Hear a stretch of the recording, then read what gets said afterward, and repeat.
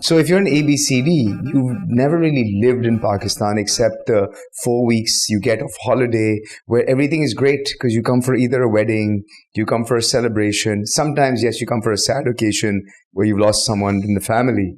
But you see the best that the country has to offer because everything is great in those 3 weeks.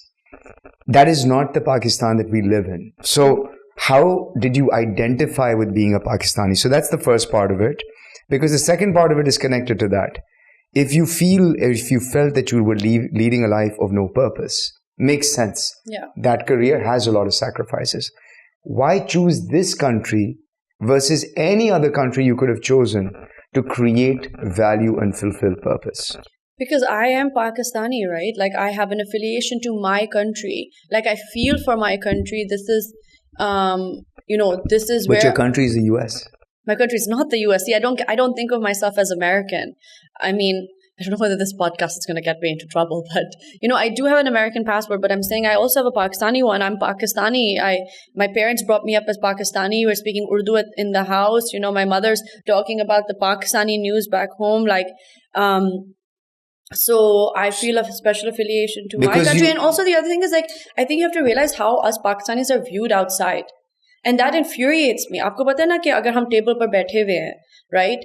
Pakistanis are the bottom of the table, in terms of yes, what they think of us. Afghanis have now gotten a step up. And it's embarrassing. I think we should all be embarrassed of it. Do you know that Dubai, which was built by Pakistanis, is now rejecting visas of all Pakistanis? Did you know that? This is the last 30 days I'm talking about. Okay, that makes me want to cry. So what I'm trying to say is that you felt you were a Pakistani based on what you're saying is because that culture was a part of your upbringing. Yeah. Right? You said it in a lot better way than me.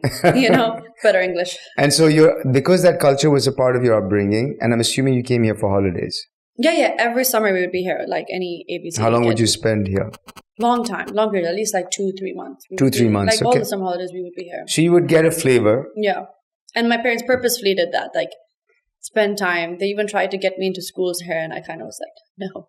And for that reason, you felt connected. Yeah, I think that's one reason I felt connected. But I think the second reason is also we have a massive problem there are massive problems in our country that need fixing. So there's a need here. Yeah. Take it, the second reason.